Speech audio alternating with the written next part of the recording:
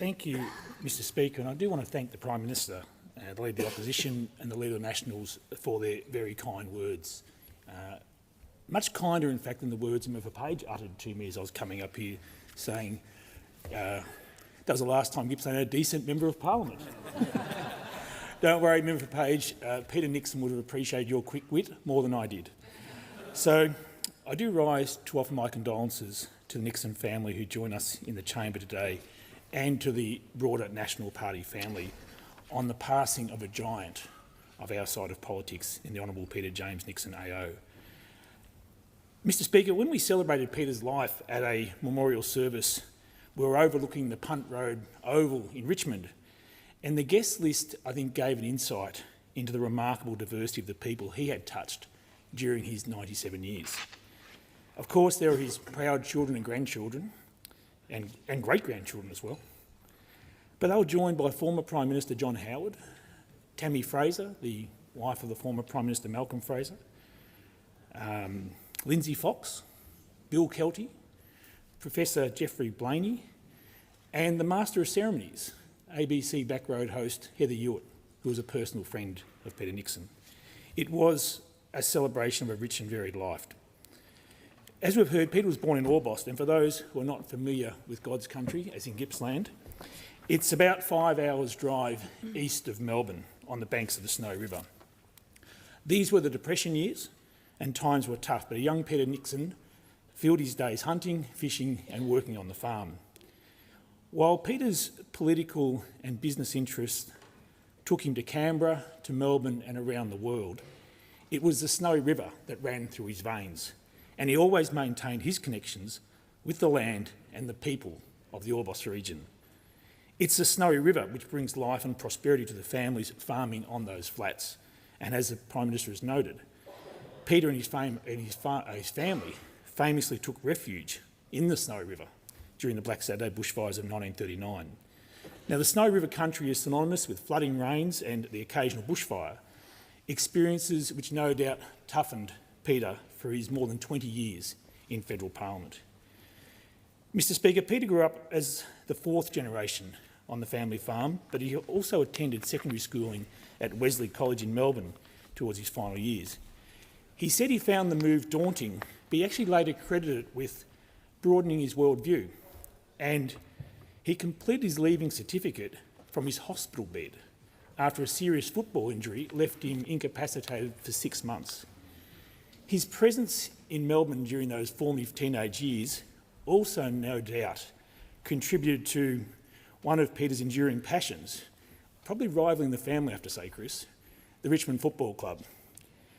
He recalled playing footy for his school in the mornings and then catching the bus to Punt Road for the Tigers games, and one day he was taken to the change rooms with two of his mates by the legendary Captain Blood, Jack Dyer. The three of us remained Richmond for the rest of our lives, Peter said of that experience. But in this case, he was also a club patron and also served on the Victorian Football League Commission, because Peter Nixon never did anything by halves. But I am getting ahead of the story, Mr Speaker. I'll move along. Peter returned to the family farm after finishing his schooling and became active in community groups as well as golf tournaments, and was there where he met and later married the love of his life, Sally Darlson. They had 3 children, and Peter's involvement in politics started with driving his father to country party meetings and state conferences. Now, the seat of Gippsland had only elected 5 MPs prior to 1961, when Peter became the country party candidate for the election. Apparently, he'd been reluctant to nominate for pre-selection, but was encouraged by his father, who I think accused him of being a squib if he didn't nominate, and also urged by his wife, who said, "You're not going to win the pre-selection anyway."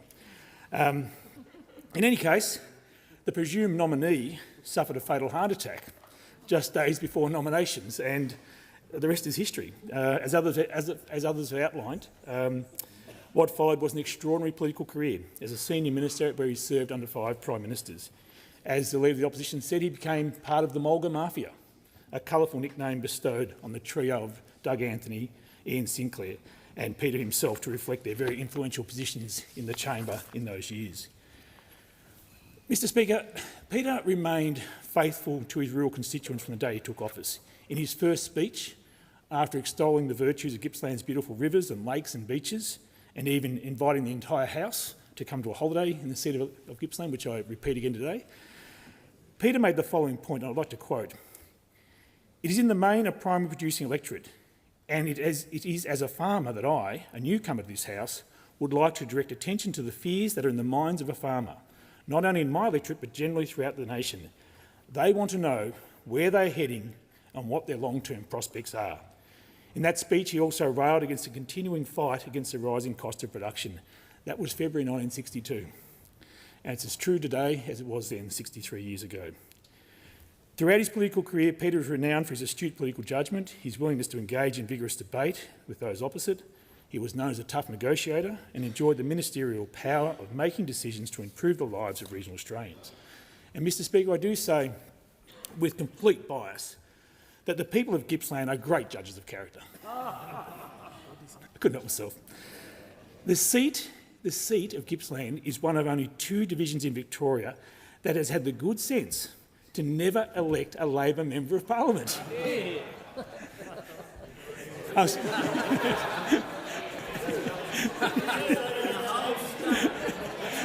Protect me, Speaker. Protect me. It is the only seat the Country Party, now the Nationals, has held continuously since our party was created in 1922. Mr Speaker, at the peak of his popularity, Peter won the 1975 election with a vote of 64.7%.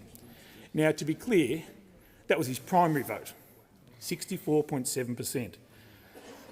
So when Peter left politics at the age of 54, he went on to pursue a highly successful business career and also served as Chief Commissioner of the East Gippsland Shire Council. It was in that role, Mr Speaker, that I met him for the first time.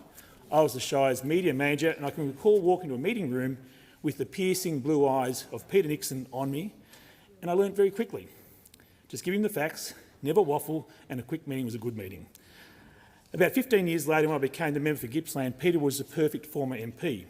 He never lost his interest in public life, would text me occasionally with some information or advice, but unlike some other former colleagues on both sides of the chamber, he was never a commentator on the issues of the day. I think there's a lesson in that for all of us. There's another couple of political lessons I took from Peter which are appropriate to share in a week where we have seen some truly fantastic first speeches. And those lessons were: never forget where you came from and never forget the people who sent you there to represent them. And finally, Mr Speaker, in that same vein, I'd like to quote from Rudyard Kipling's famous poem, which were actually the final words of Peter's autobiography, which was called simply An Active Journey. "If you can talk with crowds and keep your virtue, or walk with kings nor lose the common touch, if neither foes nor loving friends can hurt you, if all men count with you, but none too much, if you can fill the unforgiving minute with 60 seconds worth of distance run, yours is the earth and everything that's in it, and which is more, you'll be a man, my son, Vale, Peter Nixon, may he rest in peace." As a mark of respect to the memory of the Honourable Peter James Nixon, I ask all present, including the galleries, to rise in their places.